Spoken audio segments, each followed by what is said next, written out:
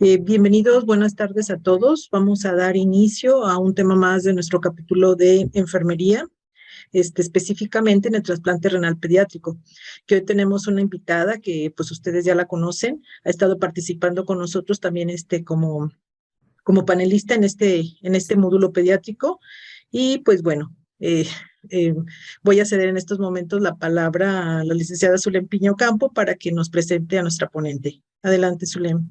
Sí, muchas gracias, Lupita. Buenas tardes, sean bienvenidos a esta sesión de enfermería del capítulo de enfermería de la Sociedad Mexicana de Transplantes.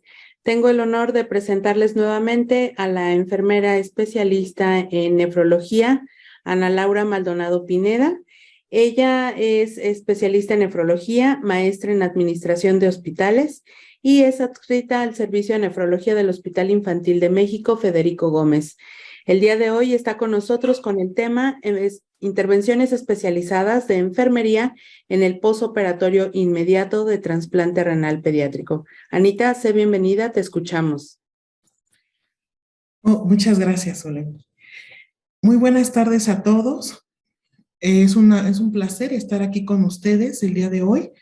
Una disculpa grande porque no se puede ver la cámara. Tuve una falla y entonces no me voy a poder ver, pero aquí estoy con ustedes. Antes que nada, pues quería comentarles que vayan escribiendo en el chat los comentarios, las sugerencias, lo que quieran anotar, pues para que ya las vayamos leyendo al final de la plática. Y pues algún comentario, algo que quieran agregar, pues aquí estamos para leerlo, ¿sale? Bueno.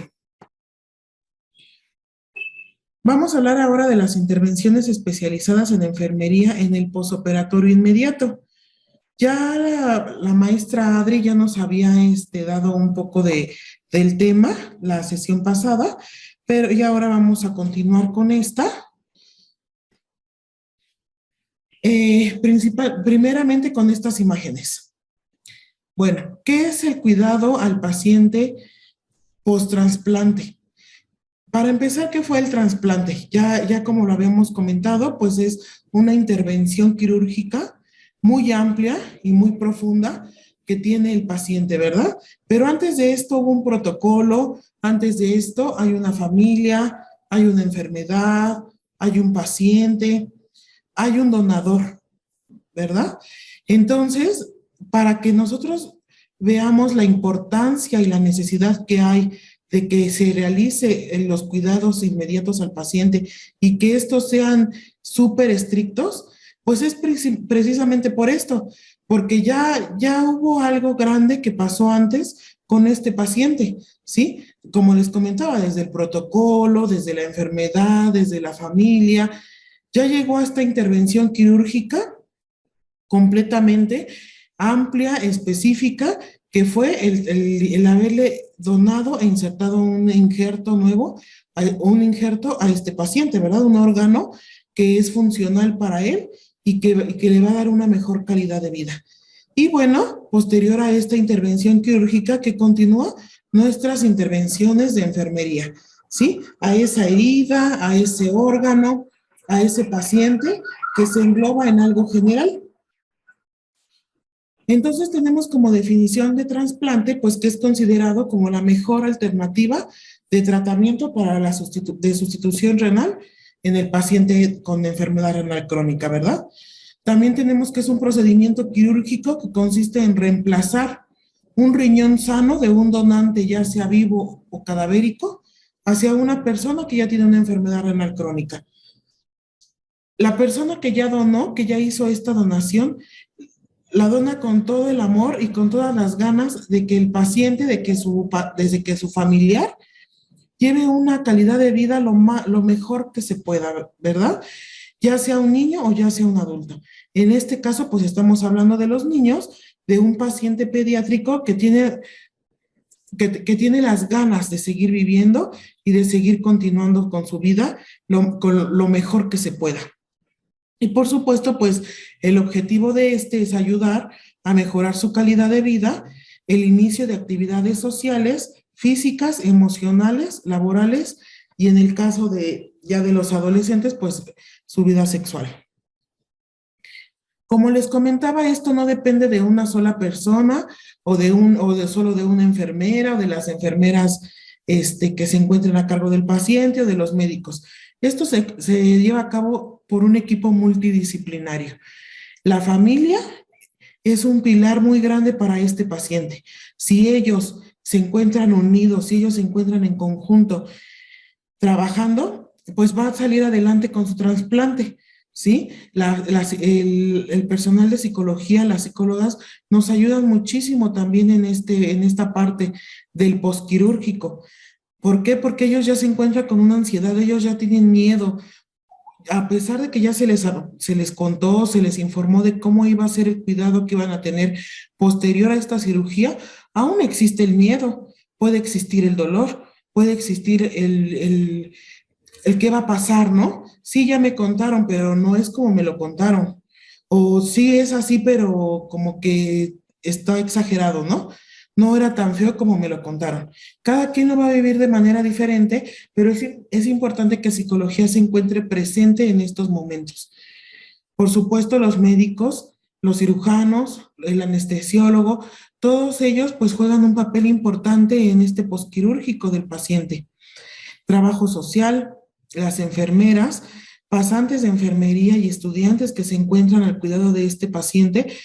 Nosotras como profesionales pues tenemos que ayudar y enseñarle a nuestros pasantes y a nuestros estudiantes de enfermería cuál es el cuidado específico de este paciente, que no es cualquier paciente, que no es un cuidado básico o algo que tengamos que estar tranquilas. Es un cuidado tan específico que tenemos que saberlo desde el principio que recibimos al paciente.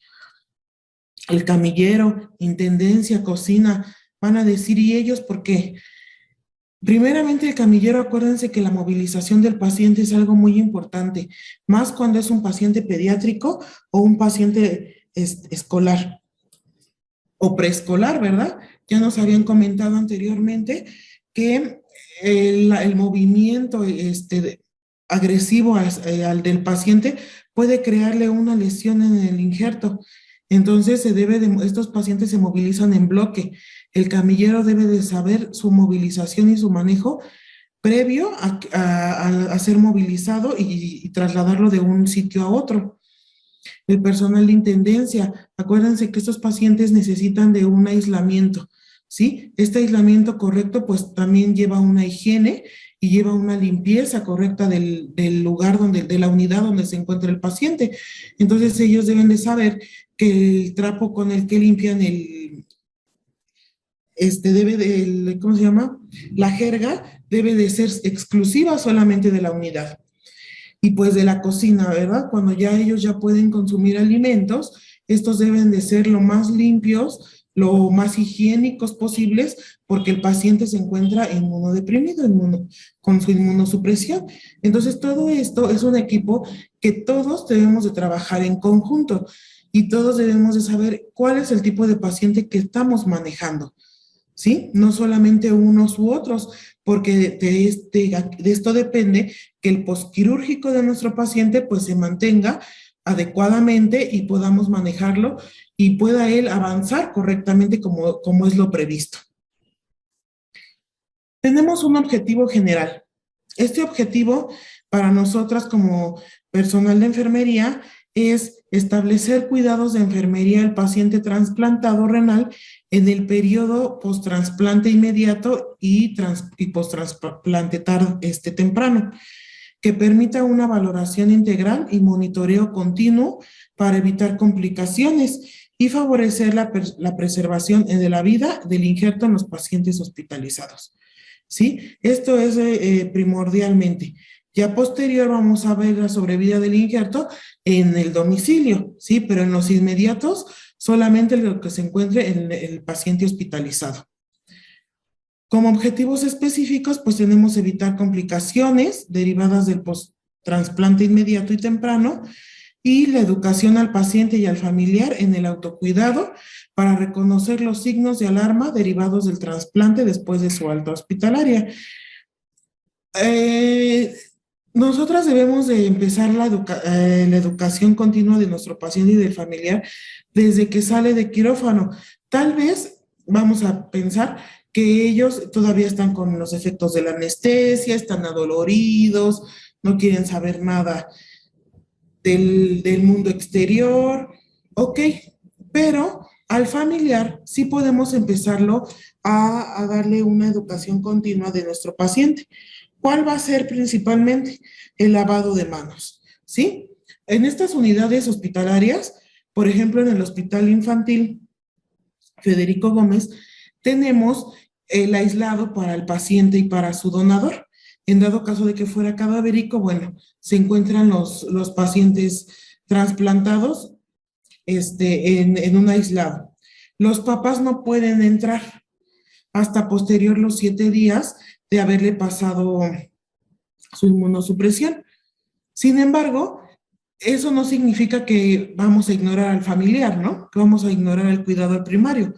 Es este momento en el que ellos se encuentran susceptibles y se encuentran con las ganas de estar abrazando a sus hijos, con las ganas de estar cerca de ellos, que es cuando nosotros vamos a actuar y vamos a enseñarles el lavado de manos correcto, con la técnica correcta, ¿sí? Porque muchas veces, si ustedes observan a los cuidadores primarios, se lavan las manos, pues, como se la lava cualquier persona, ¿no? Así rápido, rápido y echando jabón y agua y dejando el agua escurrir el jabón, ¿no?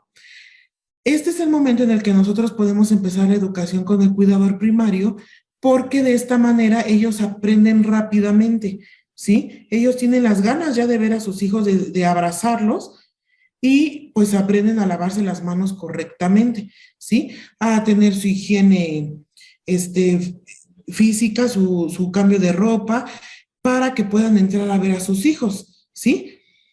Porque si nosotros ya les queremos enseñar el lavado de manos cuando ellos ya van a entrar con sus hijos, ya lo único que les interesa es que sus hijos, ver a sus hijos, ¿sí? Entonces, desde aquí, de este momento, pues eso es lo que podemos enseñarle al papá o a la mamá de estos pequeños. Tenemos el postrasplante inmediato, que comprende del día 0 a los 7 días después del trasplante. Incluye los cuidados clínicos y especializados. A esto nos referimos con un cuidado de una terapia intensiva. Son cuidados intensivos para este paciente, ¿sí? Se debe de tratar como tal porque es una cirugía mayor que debe de ser atendida con cuidados especializados. Y el postrasplante temprano comprende del día 8 a la alta del paciente. El periodo posinmediato de trasplante requiere de cuidados básicos y esenciales de enfermería que permiten la monitorización estricta del funcionamiento del nuevo injerto renal con el fin de evaluar y detectar oportunamente cualquier tipo de anomalía que pueda afectar el éxito del procedimiento. Entonces, ¿qué es lo que vamos a valorar primordialmente? Bueno, pues la glicemia capilar del paciente. Acuérdense que ellos están en ayuno. Estas primeras 72 horas aproximadamente, si están en ayuno y se necesita saber, pues, cómo se encuentra su glicemia capilar. A pesar de que tiene soluciones de base, tiene soluciones de reposición, pues es importante esta. Posterior a que ya tengamos una indicación por cirugía de que ya puede empezar a iniciar una dieta o iniciar líquidos, bueno, pues ya se hace la valoración de la glicemia por turno para que posteriormente pues ya podamos, ya cuando él ya pueda comer, ya esta glicemia ya sea más prolongada. El balance hídrico es muy importante. El balance hídrico se debe de realizar cada hora estrictamente. Este balance hídrico, esta pontificación de líquidos continua, nos va a hacer saber si existen algunas complicaciones con el paciente inmediatas. Si el paciente deja de orinar de una hora a otra o disminuye considerablemente el gasto urinario, esto nos está hablando de varias situaciones que pueden complicar la funcionalidad del injerto. Una de ellas que debemos de vigilar inmediatamente al momento es si no se encuentra pinzada o no se encuentra doblada la sonda urinaria. a lo mejor por alguna situación se dobló, debemos de valorarlo principalmente. Si no se encuentra doblada o no se encuentra, no se encuentra pinzada la sonda, tenemos que ver si no se encuentra ocluida. Esto va a depender muchísimo de qué patología por la cual haya tenido la enfermedad renal el paciente. ¿Qué quiere decir? Muchas veces el paciente acuérdense que los pacientes pediátricos, ¿cuál es la causa, una de las causas principales por las cuales tienen una enfermedad renal crónica? Una de las causas es por alguna alteración urinaria, por alguna malformación urinaria, por lo cual muy probablemente estos niños, este paciente pediátrico, ya tenga alguna sonda o se le realicen cateterismos por medio de nitrofanol, por medio de un conducto continente, por una cistostomía. Y pudiera ser que se coloca una sonda urinaria por donde no se encuentre la orina, ¿sí? Y sea más bien por otro canal, por otro circuito por donde se esté fugando esta orina. O bien estemos teniendo una fístula, ya se está llenando nuestro orificio del Penrose y no tengamos orina vesical. Entonces, todo esto se debe de realizar, esta valoración se debe de realizar para ver por qué el paciente disminuyó su gasto urinario. A lo mejor está deshidratado, hay que valorar una densidad urinaria, ¿sí? Y avisar inmediatamente, mientras nosotros ya estamos haciendo esa valoración con nuestro paciente, avisar inmediatamente al médico y al médico cirujano, para que entre nosotros tres podamos valorar qué es lo que está pasando y por qué disminuyó ese gasto urinario, ¿sí? No esperar a que termine el turno, a que pasen 3, 4 horas, para que podamos querer saber qué es lo que pasó con este paciente, ¿sí? Muchas veces podría ser ya demasiado tarde cuando queramos resolver el daño. Entonces, el balance hídrico cada hora es de suma importancia. Las reposiciones urinarias se repone 1 a 1, lo que haya orinado al 100%, con soluciones, ya sea al 2x1, que son 2 cargas de solución fisiológica y una de solución glucosa al 5%, y se reponen al 100%. O con pura solución fisiológica, con pura solución salina, cuando el paciente tiene glicemias capilares mayores a 180. La monitorización de signos vitales cada hora, pues es primordial también, porque esta nos puede dar muchas alteraciones del paciente que son importantes. Por ejemplo, en la temperatura. El paciente si presenta fiebre, pues tenemos que ver por qué tiene esa fiebre el paciente. Puede ser una infección o puede ser una reacción hacia la anestesia o hacia el mismo procedimiento. Si esta continúa, pues entonces ya es más probable que sea una infección a cualquier nivel. En cuanto a frecuencia cardíaca, tiende a elevarse la frecuencia cardíaca en los niños pequeños, en el preescolar, en el lactante mayor, ¿sí? ¿Por qué? Por la ansiedad y por el miedo que tiene de que no está su mamá con ellos. Muchas veces, en este caso, cuando el paciente se encuentra irritable, cuando está ansioso y es muy pequeño, se les permite a la mamá quedarse con su bebé con las medidas precautorias. Sin embargo, muchas veces de estas también hay que valorar si a pesar de que su mamá ya está con él y continúa con la taquicardia, pues entonces, ¿qué está pasando? ¿Sí? O una bradicardia, ¿verdad? También nos está causando alteraciones. Hay que estar vigilando completamente cómo se encuentra este paciente. La saturación de oxígeno, acuérdense que ya está dentro de los signos vitales, y pues esta también es importante porque a pesar de que el paciente sale del trasplante, sale inmediatamente con oxígeno, con un apoyo de oxígeno, con mascarilla y reservorio, puede haber disminuido. ¿Y ustedes por qué creen, cuál creen que sea la causa de una desaturación en el paciente post-trasplante inmediato? ¿Cuál sería la causa? A lo mejor un edema agudo de pulmón, ¿verdad? A lo mejor hay algo que está haciendo que no tenga esta respiración, esta saturación adecuadamente. Y muchos casos, y principalmente, pues ese es el edema agudo de pulmón, ¿verdad? Entonces, pues tenemos que hacer esa valoración continua de colocarle la saturación a nuestro paciente. Igualmente la frecuencia respiratoria y la tensión arterial, primordialmente. Muchas veces se queda el paciente hipertenso. Si ya el niño era hipertenso antes de su trasplante renal, en muchas ocasiones continúa esa hipertensión posterior en el trasplante inmediato, ¿sí? La administración de antihipertensivos debe de ser muy cuidadosa. Acuérdense que tampoco queremos que el paciente llegue a hipotensarse por esta funcionalidad del injerto que se acaba de colocar.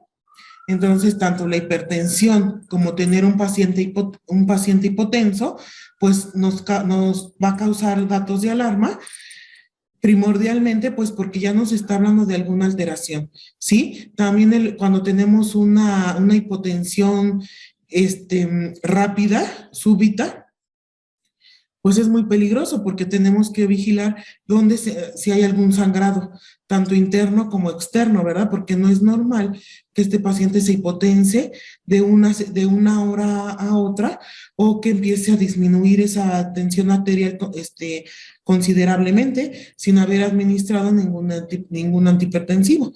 Por lo cual es tan importante que los signos vitales se estén monitoreando y se estén anotando cada hora. Los cuidados a la herida quirúrgica también son muy importantes. Dentro de estos cuidados, pues, ¿qué vamos a hacer? Las primeras 48 horas no se moviliza el apósito, ¿sí? Si estuviera con un sangrado activo, abundante, que se está saliendo del apósito, que ya el apósito está muy impregnado de contenido hemático, se realiza el cambio de apósito y se valora, ¿sí? Se avisa inmediatamente al médico nefrólogo y al médico cirujano y se revisa qué es lo que está pasando con esa herida quirúrgica. Normalmente no debe de sangrar, ¿sí? Ya posterior a que pusieron el apósito compresivo, ya no debe de sangrar mismo, pero bueno, en ocasiones llega a mancharse, llega a ensuciarse un poco la gasa. Se debe de mantener por esas 24 horas así, sin movimiento, a menos que tuviera un sangrado excesivo, pues ahí sí hay que tener precaución.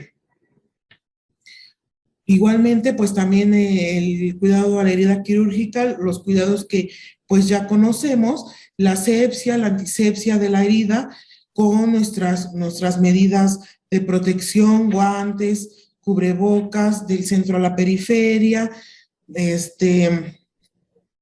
todo estéril y volver a cubrir. Ya pasados los días y viendo la cicatrización de nuestro paciente, ya podemos retirar, ya se puede empezar a quedar sin ningún apósito, ya al aire ambiente. Afortunadamente, con los pacientes pediátricos no hay tantas complicaciones en heridas quirúrgicas. Acá en el hospital no hemos tenido ninguna, afortunadamente. El sitio de inserción cierra correctamente. Si llegáramos a tener alguna herida dehiscente, puede ser por humedad o puede ser a lo mejor porque tiene un poquito más de grasa abdominal y puede ser que sea por eso, pero afortunadamente no hemos llegado a tener una herida infectada o una dehiscencia de herida que nos pueda hacer una complicación en estos niños. Y la administración correcta de medicamentos. Esa la vamos a ver acá. Tenemos la terapia inmunosupresora, que es pues principalmente el manejo del paciente. Los inmunosupresores de inducción, que estos, como ya los habíamos mencionado, pues tenemos lo que es el mifcofenolato, tenemos el tacrolimus, tenemos lo que es los corticoides, que es la metilprednisolona, primeramente, los únicos medicamentos administrados.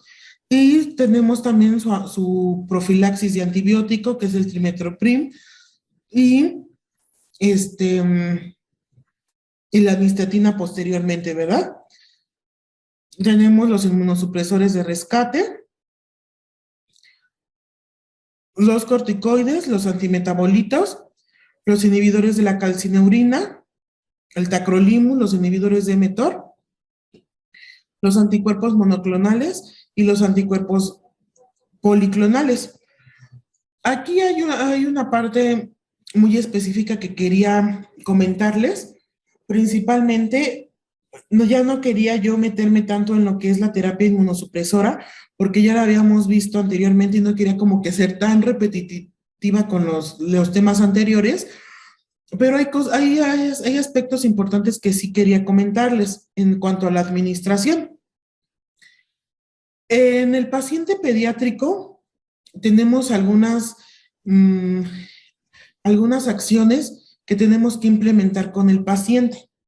Cuando tenemos un paciente preescolar, un paciente pequeño, muchos de ellos no se saben tomar todavía las pastillas, o sea, tragarlas completas, pues hay que diluirlas. Muchas veces este tipo de acciones nos causan problemas. ¿Por qué? Porque el medicamento pierde su efectividad. Por ejemplo, el tacrolimus. El tacrolimus, si no es administrado con la cápsula, si no se ingiere con la cápsula, pierde efectividad. Cuando se lo diluimos al paciente, cuando le toca una cápsula, cápsula y media, y se pasan a una jeringa y se diluyen, tiende a perder efectividad, ¿sí? Y también pierde efectividad si se diluye con jugos o con leche.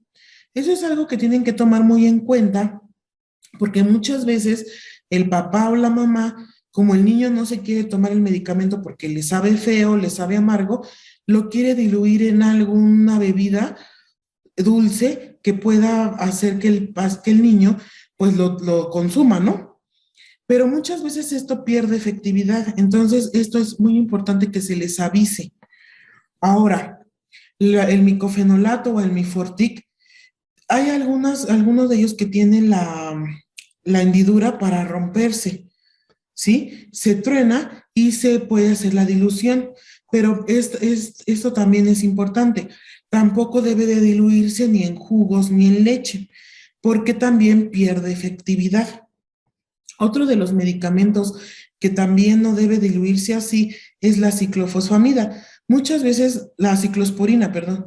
Muchas veces se les indica que tomen la ciclosporina y esta tiene contraindicado que se diluya tanto en jugos como en algún otro tipo de líquido. Solamente se debe de diluir en agua y debe de ponerse si la vamos a poner en algún frasquito o algo para administrar, se debe de administrar en un frasco de vidrio. ¿Por qué? Porque bien dice el fármaco que si se administra en una jeringa de plástico, pues, o en algún plástico, cuchara o donde ustedes lo quieran vertir, pierde efectividad, se queda pegado el medicamento en las paredes cuando es de plástico, cuando es, por ejemplo, la jeringa, ¿sí? Entonces, debe de ser, administrado con un material de vidrio, ¿ok? Entonces, ese tipo de acciones son importantes porque estos pacientes, su efectividad, pues entonces, en cuanto pasan al laboratorio, en cuanto se toman niveles, por ejemplo, de tacrolimus, pues salen bajitos y le siguen aumentando la dosis al niño, pero una de las causas, pues puede ser cómo es que lo está ingiriendo, ¿sí? También es importante comentarles a los familiares que debe de ser, pues sí, en ayunas y que no lo junten con algún alimento, ¿sí? A lo mejor porque lo ven pequeño al paciente, pues le dan primero el biberón y ahí le pasan el medicamento y como les comento, pues pierde efectividad. Entonces sí informarles que estos dos, tanto el micofenolato como el tacrolimus, deben de ir separados, también no deben de juntarse en la misma jeringa. ¿sí? En la misma jeringa que van a ser administrados o en donde los están diluyendo, no deben de ir juntos, deben de ir separados. Primero se da micofenolato, tacrolimus, y ya posteriormente nos esperamos una hora, media hora, para poder administrar el corticosteroide, que sería la prednisona, y ya posteriormente media hora puede empezar a ingerir alimentos, pero no junto con ellos. Otra de las causas también importantes, como les comentaba, cuando cuando no saben pasarse las pastillas, los medicamentos, sí se les debe cuando ya están en el protocolo de trasplante, empezarles a enseñar a pasarse los medicamentos para que no sea un problema cuando sean trasplantados.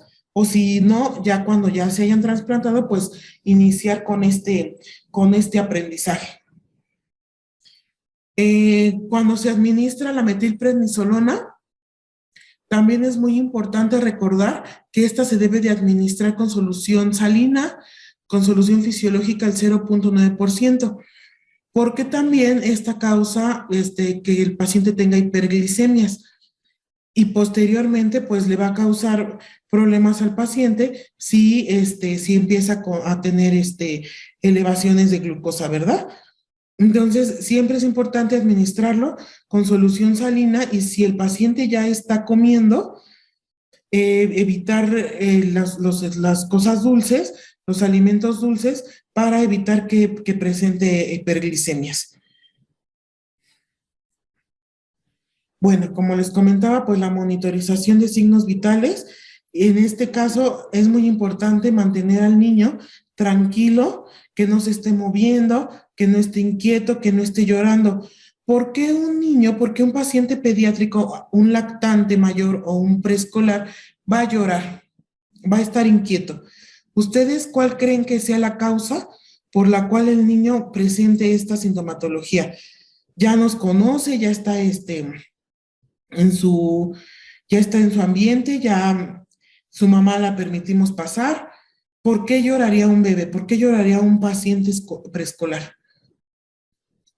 En nuestra clínica muchas veces es por dolor, ¿sí? Algo le está molestando. Ya cuando el paciente es crónico, cuando ya el paciente tuvo su diálisis, tuvo hemodiálisis, ellos ya saben, ellos ya nos conocen. Ellos ya no, ya la mayoría del tiempo se mantienen tranquilos, ¿sí? ¿Por qué tendría que llorar un niño, un preescolar? Principalmente es por dolor, ¿sí? Es porque algo le está molestando.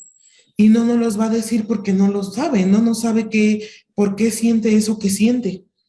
Entonces es muy importante esa valoración del dolor también con él, porque si no estas constantes vitales pues van a mantenerse alteradas, ¿sí? Y puede ayudarnos a complicar el trasplante si él se está moviendo, si él se está quejando, si él está pataleando, ¿sí? Lo primordial es mantenerlo así tranquilo. Si él quiere su chupón, con su chupón; si quiere su mantita, lo que él necesite para que esté en un ambiente tranquilo y lo más confortable que se pueda. Posterior a que pasan al quirófano, se ponen los rayos ultravioleta para esterilizar la habitación donde va a estar el paciente.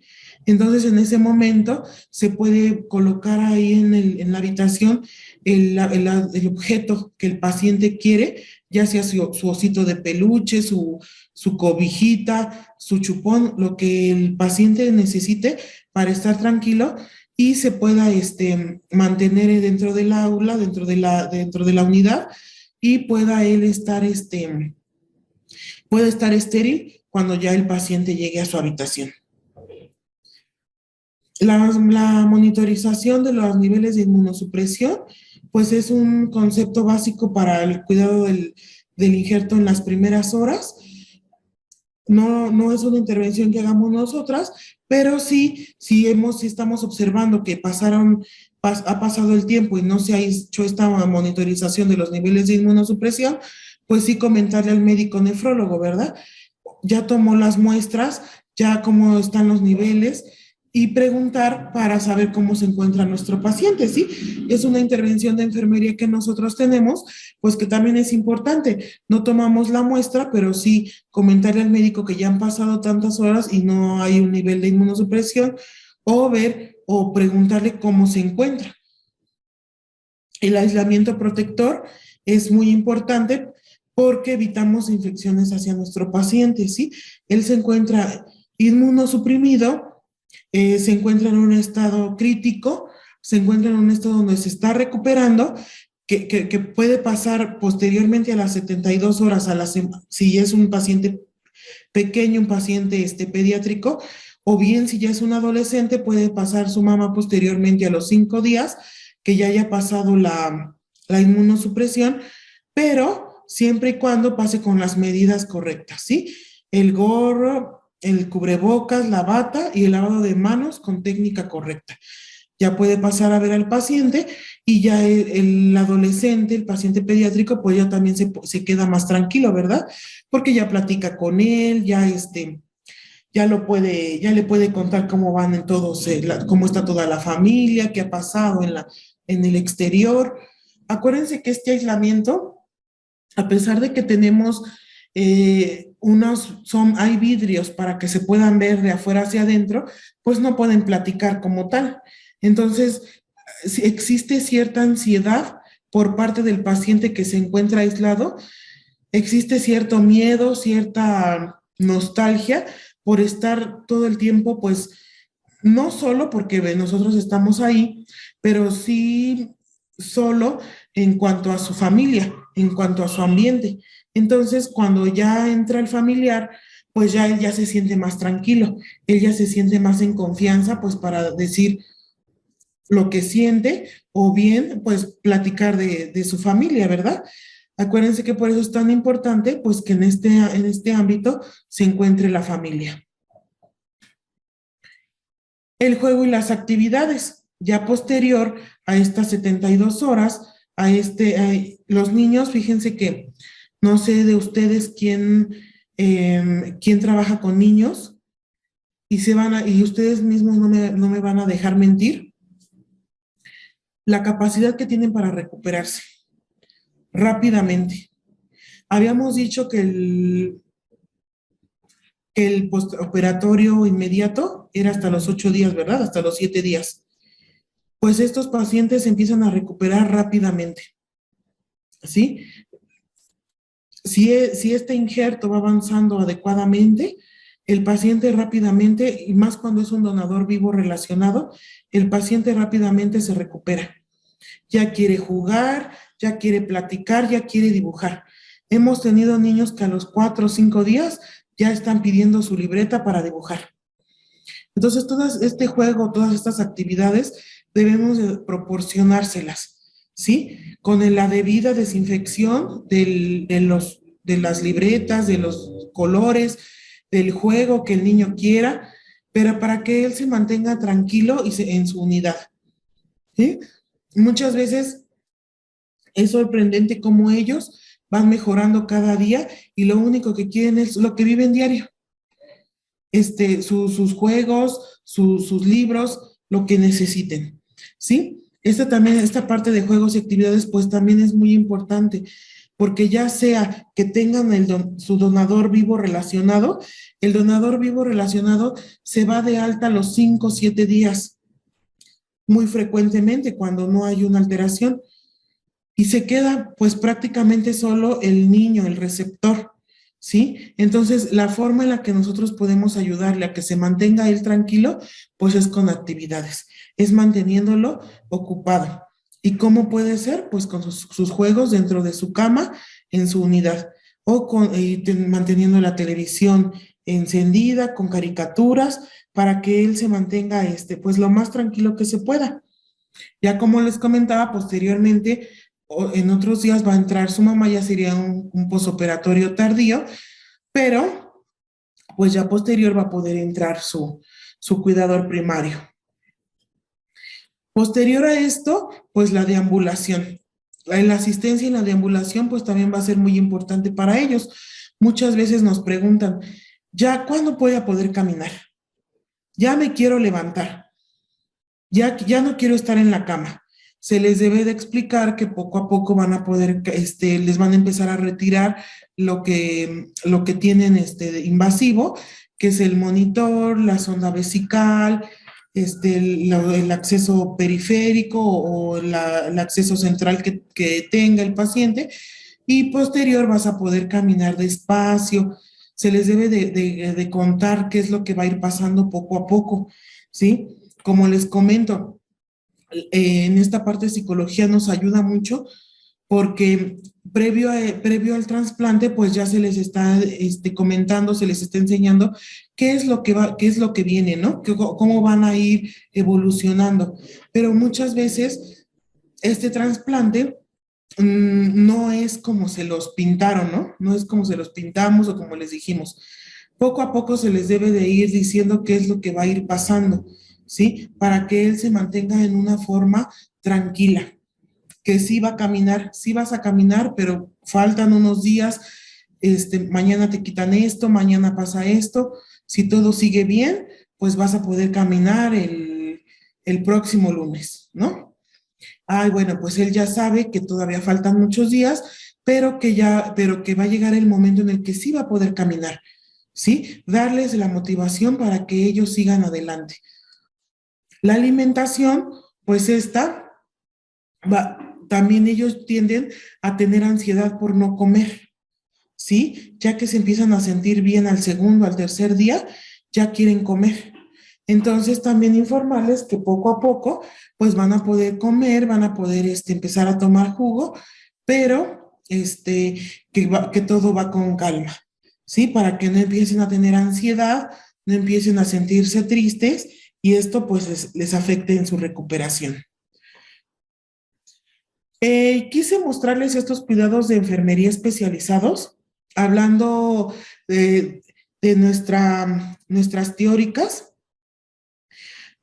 poniendo a Gordon, que quería mostrarles estos cuidados, pues ya específicos, ¿no? Específicos de enfermería, con todo el diagnóstico, pues para que viéramos cómo son estos cuidados estandarizados que debemos de realizar con el paciente y que todos debemos de tener en consideración. Primeramente puse como riesgo de infección, que es el aumento del riesgo de ser invadido por microorganismos patógenos relacionado con procedimientos invasivos e inmunosupresores. Sí, pues tenemos la cirugía, tenemos el Penrose, tenemos la sonda vesical y los inmunosupresores, sí, que los comienza a tomar inmediatamente. Como resultado, pues tenemos, y los indicadores, reconocer el riesgo y seguir las estrategias de control de riesgos.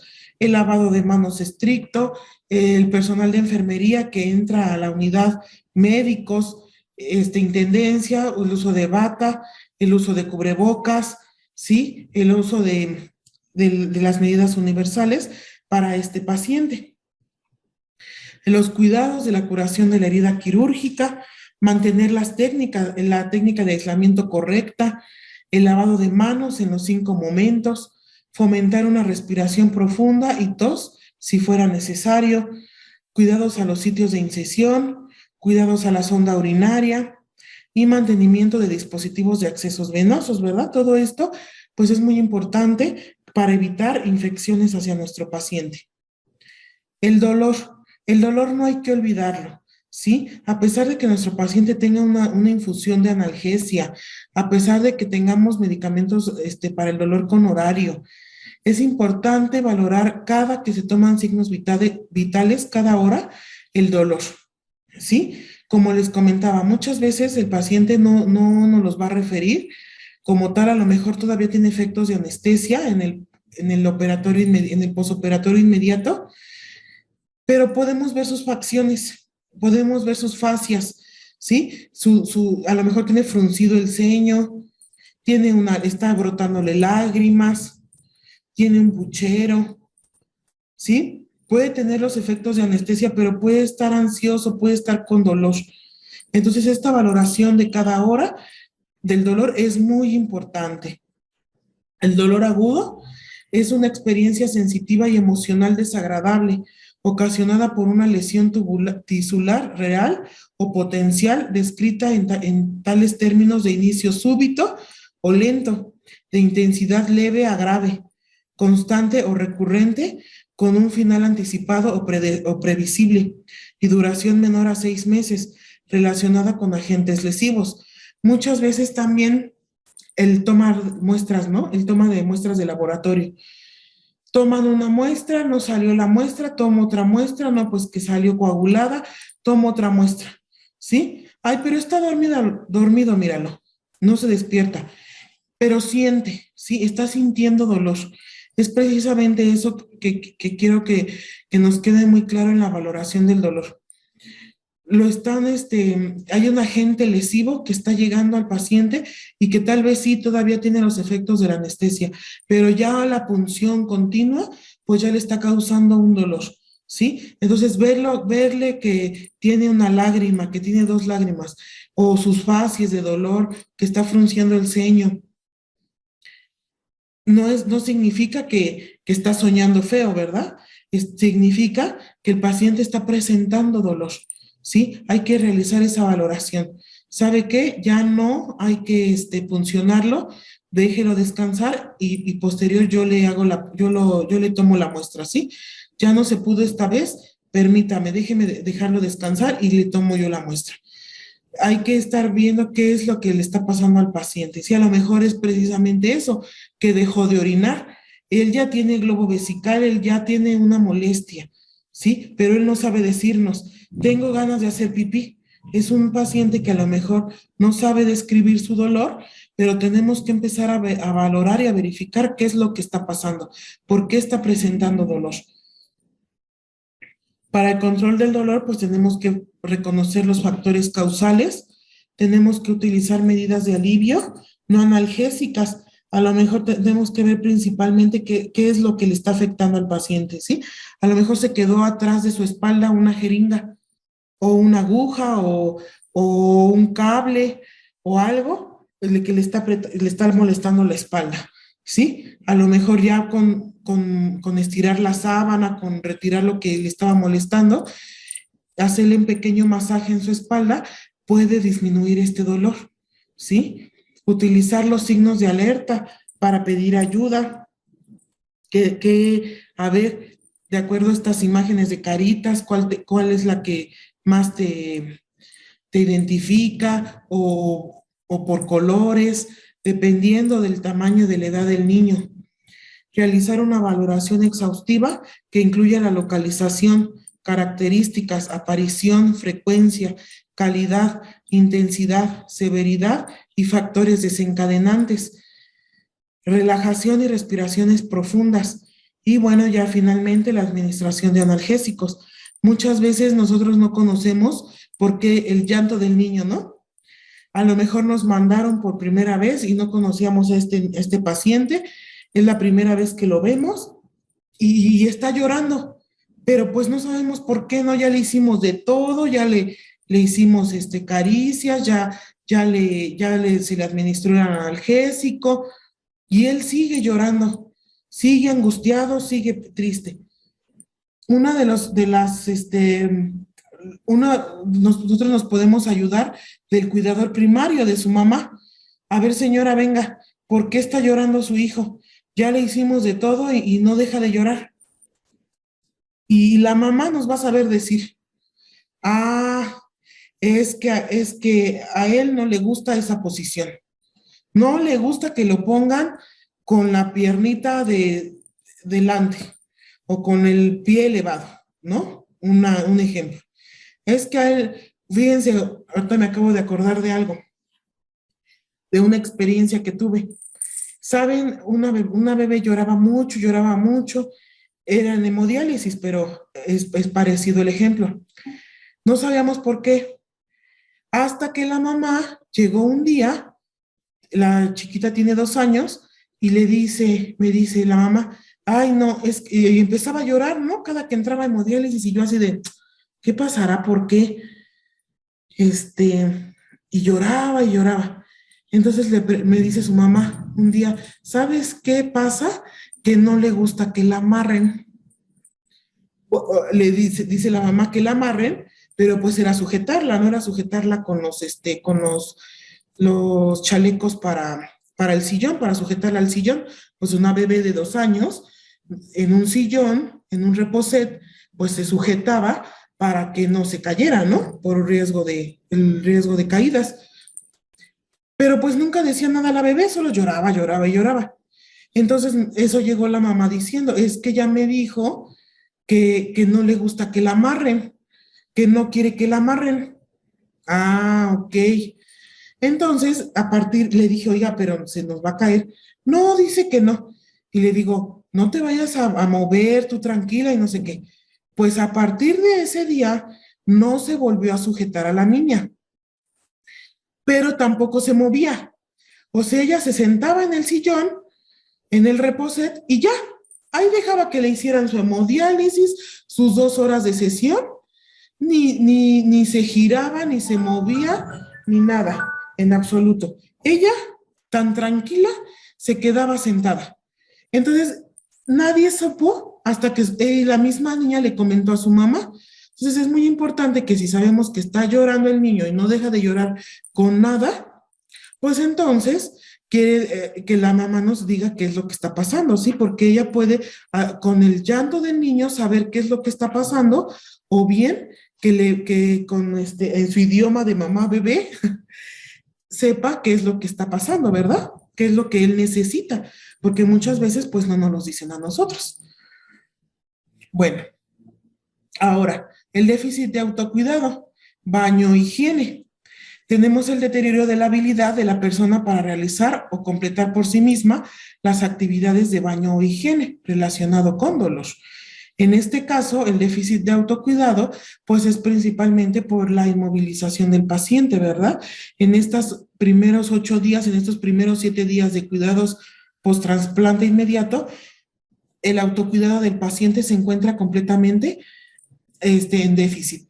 Este cuidado pues lo vamos a realizar nosotros por el paciente, que es su higiene, proporcionar ayuda hasta que el paciente sea capaz de asumir su autocuidado, la deambulación, ayudar al paciente a aceptar sus necesidades de autocuidado y alentar a la independencia, pero interviniendo si el paciente no puede realizar alguna acción, ¿sí? Principalmente con los adolescentes. El baño, pues para ellos es muy, muy penoso, ¿verdad? Ya no saben ni qué hacer, ya no saben ni para dónde voltear. Y cuando tenemos a 2 adolescentes trasplantados de cadavérico, pues tenemos que darles mantener su privacidad de cada uno, ¿verdad? Al realizar el baño, colocar un biombo, correr la cortina, si hubiera cortina, para que pueda realizarse el aseo o el baño, ¿verdad? La necesidad de eliminación para que pueda realizarlo sin sin tener pena o perder el pudor. El riesgo de desequilibrio de volumen de líquidos, pues el riesgo de sufrir una disminución, aumento o cambio rápido de un espacio a otro de los líquidos intravasculares, intersticiales o intracelulares relacionado con la fluidoterapia y oliguria o poliuria. No vamos a poder pesar al paciente, pero sí vamos a poder valorar si tiene volumen de líquidos extra o disminuido, ¿verdad? Si tenemos una deshidratación, como pues por el edema o por cuando tenemos una deshidratación, pues ojos hundidos, boca seca. Toda esta valoración se debe de realizar también cada que se toman signos vitales, ¿sí? Cómo se encuentra, si el niño te refiere sed, pues algo está pasando, ¿verdad? Tenemos a lo mejor que está presentando poliuria, o a lo mejor le hace falta líquidos, esa manifestación pues también es importante, o que refiera que tiene ganas de hacer pipí y que no puede, ¿verdad? Quiero orinar, pero no puedo, pues entonces hay que valorar cómo se encuentra la sonda vesical. La valoración de la presión arterial también nos puede hacer una valoración acerca del volumen de líquidos, la monitorización de signos vitales, como hemos comentado, realizar un registro preciso de la ingesta y eliminación de líquidos Eso es básico en nuestros cuidados inmediatos al paciente. Observar si hay indicios de sobrecarga o retención hídrica. Otro de los diagnósticos importantes que tenemos, pues es el riesgo de alteración del patrón del sueño. Este tiene un riesgo de sufrir trastornos en la cantidad y calidad de sueño, del sueño limitado en el tiempo, relacionado con medicamentos, ruidos, interrupciones para procedimientos terapéuticos. A veces no podemos dejar de irlos a ver, ¿verdad? No podemos, si es cada hora la toma de signos vitales, la valoración continua, el balance hídrico, pues entonces, ¿cómo no va a haber un riesgo de alteración del patrón del sueño, verdad? Si todo el tiempo estamos abriendo la puerta, nos estamos movilizando, nos estamos, que préstame el brazo, abre el brazo para el termómetro, te voy a picar el dedo. Entonces, esto causa un riesgo importante y ya no se convierte en riesgo, se convierte en una alteración del patrón del sueño. Y muchas veces esto hace que el paciente se encuentre irritable, ¿sí? Hace poco un adolescente tiene, que está en trasplante, hablaba con psicología, ya habían pasado los días, ya habían pasado aproximadamente 2 semanas, y le comentó a psicología precisamente esto, que no lo dejábamos dormir, que todo el tiempo estábamos abriendo la puerta, que todo el tiempo le picábamos el dedo, porque él empezó con hiperglicemias y se le tomaba pre y postprandial la glicemia, entonces, pues, a cada rato era intervención, ¿no? Entonces nos decía psicología que podíamos hacer, pues, para evitar estar interrumpiendo al paciente, ¿no? En el ratito que él se quería dormir, pues no cumplíamos con esta función. Entonces, bueno, pues principalmente este paciente necesitaba continuar con una monitorización continua, pero ya no necesitábamos que fuera cada hora. Sí había una posibilidad de que se continuara cada 2 horas. Entonces se quedó conectado, o sea, monitorizado con su monitorización no invasiva y se quedó con el baumanómetro del monitor y se decidió que ya no se tomara la glicemia pues tan continua, ¿no? O que se tomara, pero pues ya no en esas intervenciones, pues ahora sí que cuando tomáramos los signos vitales se tomara la glicemia y ya no volver a interrumpir el sueño del paciente. Entonces, se realizaron esas intervenciones y pues el paciente sí pudo dormir un poquito más. Entonces, esta parte, pues sí es importante que, por ejemplo, la temperatura, si llegamos a tener termómetro de pistola, el de frente o el de oreja, pues mejor para que no le estemos pidiendo que abra el brazo, la monitorización ahora sí que con monitor, para que podamos checar los signos vitales por la pantalla y él pueda dormir un poquito más. Y pues las glicemias capilares solamente cuando hagamos la intervención de los signos vitales, apagar la luz, evitar los ruidos, que a lo mejor pueda tener un poquito de posición el paciente, eso le ayude a mejorar su calidad del sueño, ¿sí? Porque a veces olvidamos esta parte tan importante que conforme va pasando el tiempo, como les comento, pues les va causando una alteración y ellos no nos van a decir, es que me siento enojado, ¿no? O me siento que ya no puedo más, pero una de las causas principales de este sentir que tiene el paciente, a lo mejor el adolescente o el escolar se nos los comenta, pero el preescolar no nos los va a decir. Él se va a sentir irritable, pero no va a saber por qué. Entonces, cuidar estos momentos en los que ellos pueden dormir un poco, pues van a ser satisfactorios para su mejoría. El deterioro de la movilidad física, pues es la limitación del movimiento independiente, intencionado del cuerpo o de una o más extremidades, que va a ser relacionada con malestar y con dolor. Esta movilidad física, pues en este caso, es porque el paciente pues se encuentra en reposo, ¿verdad? En un reposo absoluto en estos primeros días y posteriormente va a ser un reposo relativo. y pues que esto les llega a causar molestia, ¿no? De un costado a otro, pues ellos no, en estos momentos, en estos días no va a poder quedarse eh, acostado de un lado a otro, más bien va a ser en una posición ventral, en una posición, perdón, en una posición de cúbito, pero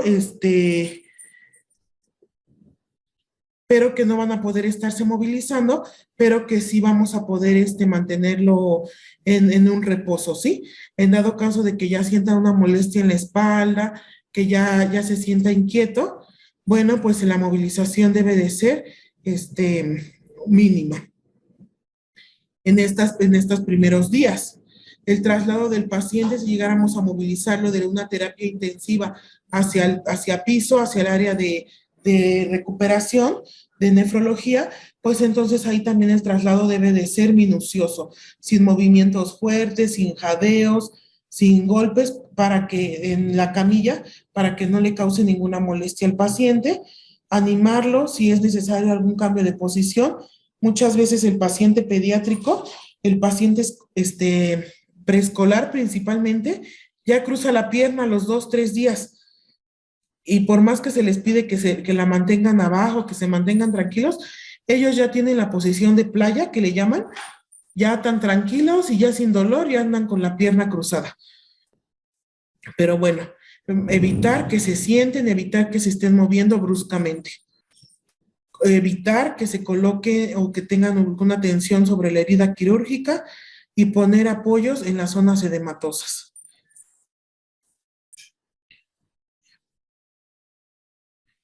El temor es el último diagnóstico que les agregué. Acuérdense que pues va a haber muchos, va a ser dependiendo todo esto del paciente, ¿verdad? Pero el temor es uno de los diagnósticos que les agrego, que es como respuesta a la percepción de una amenaza que se reconoce conscientemente con un peligro relacionado con procedimientos hospitalarios. Y bueno, es el control del miedo. Lo podemos realizar con técnicas de relajación si el paciente ya es adolescente o escolar. Proporcionar información objetiva según si el caso necesario y si procede. Informar al paciente sobre las intervenciones que se le va a realizar, a pesar de que sea un niño pequeño, un niño preescolar o un niño a un lactante mayor, es importante estarle comentando qué es lo que vamos a realizarle, ¿sí? No viendo que está pequeño, ay, está dormido, déjalo, tú pícalo. No, se despierta al paciente, se le indica qué es lo que va a pasar, ¿sí? No hacerle una intervención cuando éste se encuentra dormido o cuando se encuentra pues en un estado tranquilo, ¿verdad? Llegar, informar lo que va a pasar y posterior mostrarle los artículos con los que vamos a realizar el procedimiento para que él se mantenga tranquilo. Así sea un paciente pediátrico, escolar, que sea escolar, lactante, preescolar o adolescente, a todos se les debe de informar sobre las intervenciones que se van a realizar. Y resolver las dudas del paciente. Esto es muy importante, porque si nosotros los engañamos o les inventamos cosas que no son, aparte de que ya no van a creer en nosotros, ellos van a crearse una expectativa que si no pasa, si no se vuelve realidad, van a crear una frustración. Y eso es grave para el paciente, ¿sí? Tanto para todo tipo de paciente, pero para el paciente pediátrico, para un paciente en edades, pues el que lo engañemos, tiene consecuencias. Siempre se les debe de resolver de la mejor manera y con tecnicismo, sí, con lo que ellos entiendan, no tampoco con palabras que puedan hacer que el paciente no entienda, ¿verdad? Con algo y comentándoles pues lo básico, ¿sí? No dándoles una historia porque pues ellos no la van a entender, solamente la acción para que ellos se mantengan tranquilos.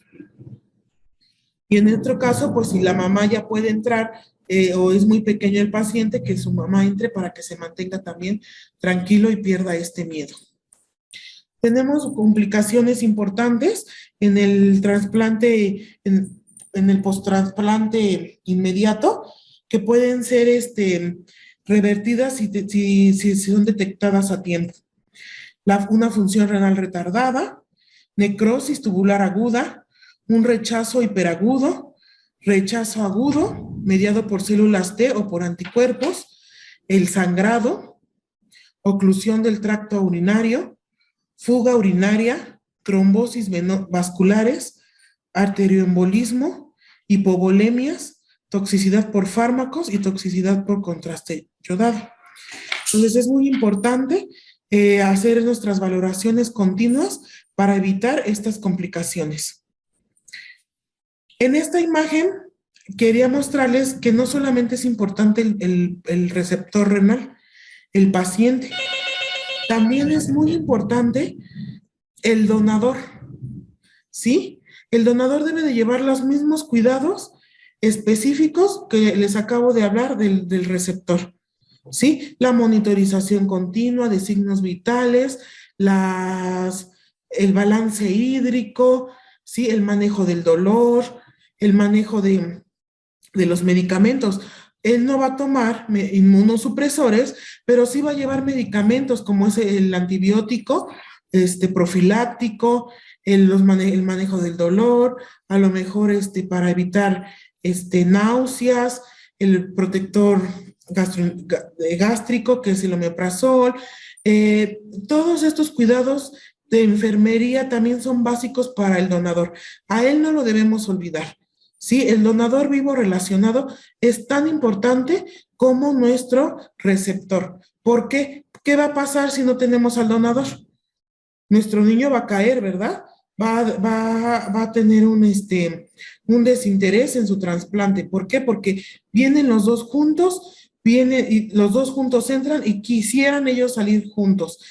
El donador sale mucho más temprano, en un tiempo más rápido que el receptor, pero ellos quisieran salir los dos juntos del hospital así como entraron. Entonces, debemos de cuidar mucho, mucho y muy bien al donador como cuidamos al receptor. Y también los signos de alarma son los mismos para el receptor. El donador, perdón, un sangrado, hipertensión, hipotensión, que deje de orinar, que tenga alguna otra manifestación clínica, es tan importante como nuestro receptor renal, ¿sí? Eso sí es algo muy importante y son los mismos cuidados que tenemos con nuestro receptor renal, con nuestro paciente pediátrico. No sé en sus unidades hospitalarias si se encuentran juntos. Aquí en el hospital infantil tenemos la unidad donde se encuentra el donador y el receptor. Ambos juntos, primero sube el receptor y el donador, perdón, primero el donador y luego sube el receptor, 2, 3 días después, dependiendo de cómo se vaya mejorando el paciente, y ya se encuentran juntos y se crean una motivación entre los dos, ¿sí? Ya el niño se queda tranquilo porque ya ve a su mamá o a su papá al lado de él. Y la mamá y el papá pues ya se quedan tranquilos porque ya están viendo a su hijo a su lado, ¿sí? Esto es algo muy importante y bueno, esta es la bibliografía, una de las bibliografías porque fueron varias, pero es precisamente, primordialmente esto era lo que les quería venir a platicar en esta parte del posoperatorio inmediato. Y bueno, si tienen alguna duda o algún comentario, aquí estoy para servirles.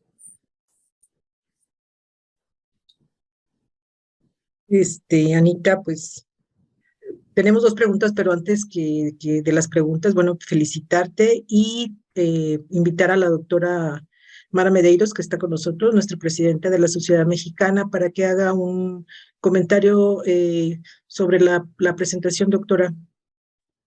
Muchas gracias, pues no, excelente presentación, realmente nos ha dado en muy poco tiempo pues todo un resumen de lo que implica para el paciente, la familia, el trasplante y con especial atención a los cuidados de enfermería, que eso es lo más importante. Yo creo que es realmente el detalle en este cuidado lo que finalmente repercute en un buen resultado para el paciente, ¿no? Para que ellos acepten este proceso por el que están pasando, el aislamiento, la dieta, todas las medidas, y finalmente tengamos trasplantes exitosos y seguimientos exitosos, ¿no?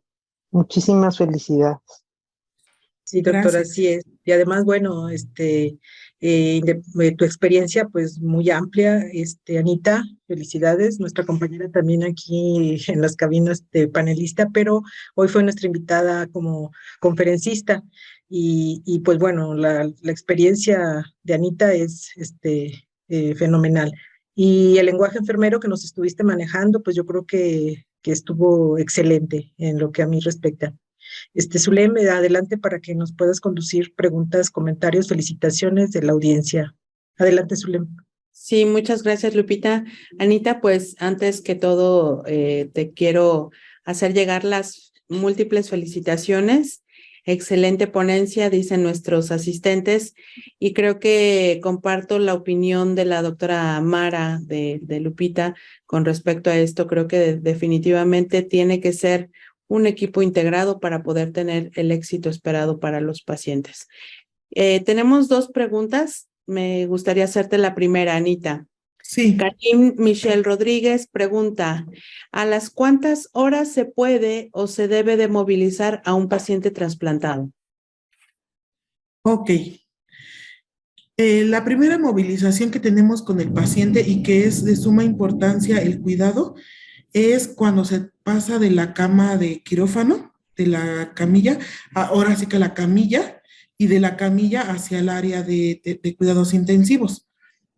O bien, si ya podemos poner la cama de cuidados intensivos en el quirófano, de la cama de la plancha de quirófano hacia hacia la cama del paciente, donde ya se va a quedar instalado. Esa es la primera movilización que tenemos y es de suma importancia movilizarlo en bloque, ¿sí?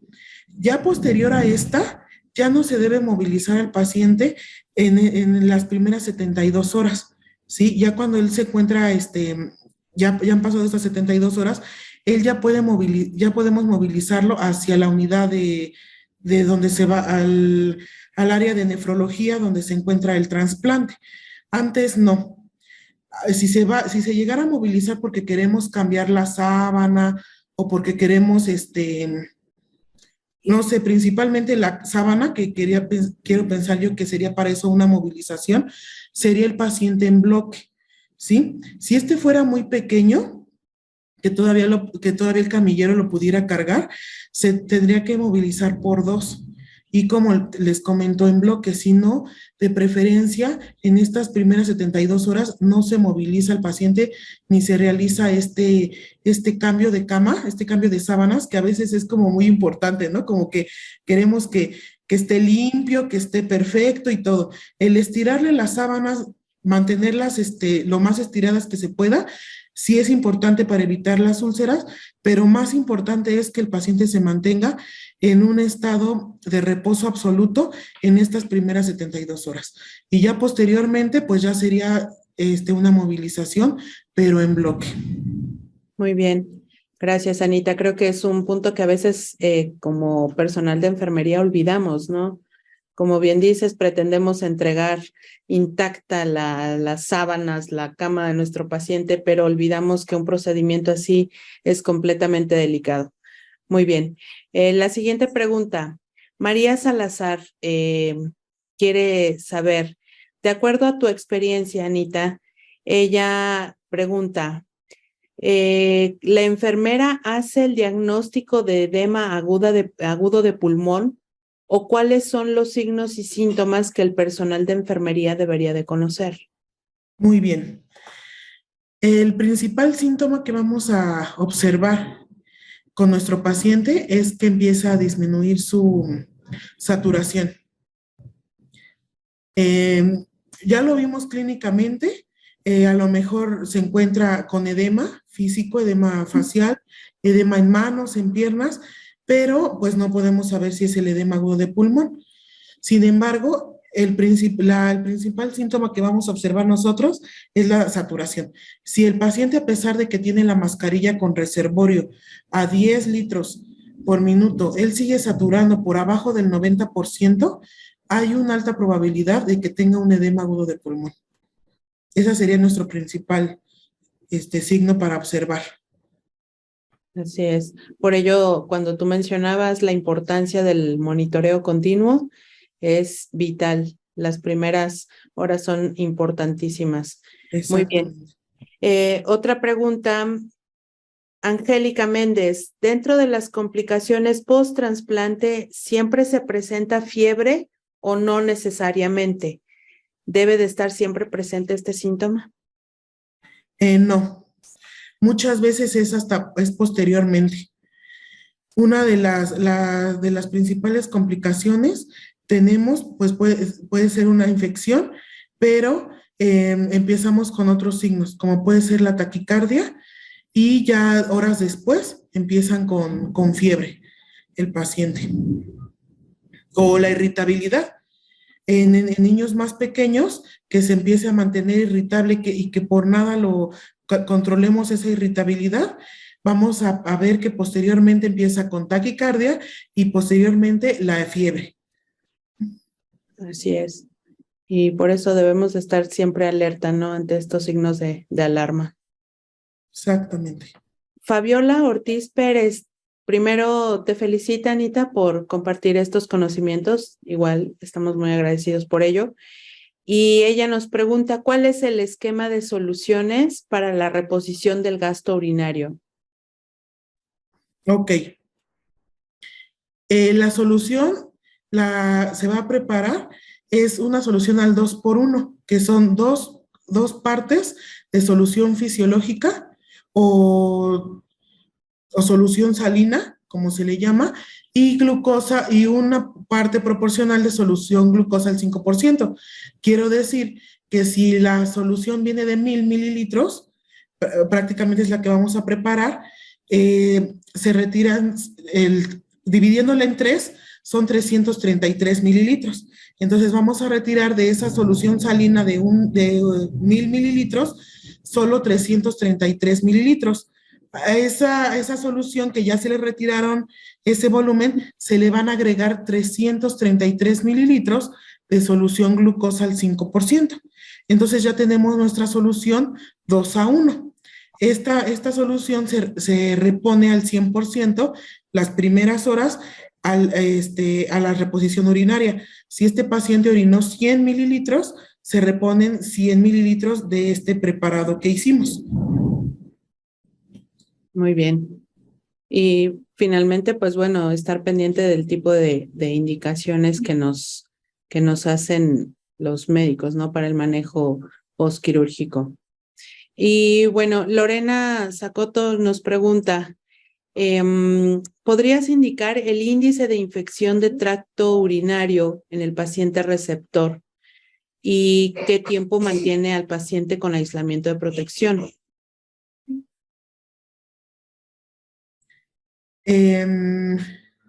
Incidencia de infecciones De infección del tracto urinario.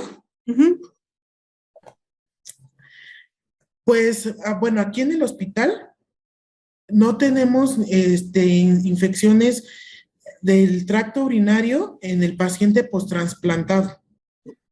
¿Sí? No sé, o sea, no tengo como que una cifra global acerca de infecciones posteriores al trasplante. No sé, bueno, la pregunta porque pues como es un cuidado es un cuidado importante y específico de enfermería, evitar estas infecciones, no tenemos infección afortunadamente del tracto urinario por post-trasplante. ¿Y la otra cuál era, Zulem? El tiempo en el que se mantiene al paciente con aislamiento. El tiempo.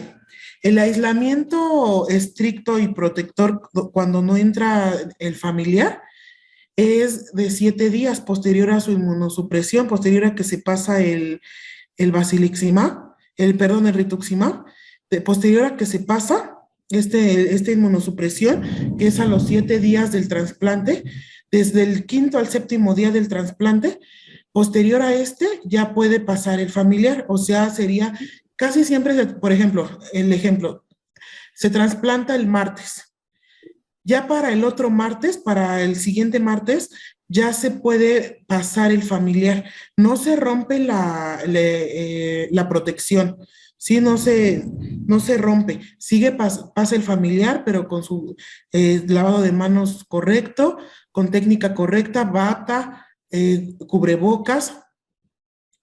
Puede pasar a ver al paciente, pero este aislamiento no se rompe, ¿sí? El aislamiento se rompe completamente hasta que el paciente prácticamente se va de alta.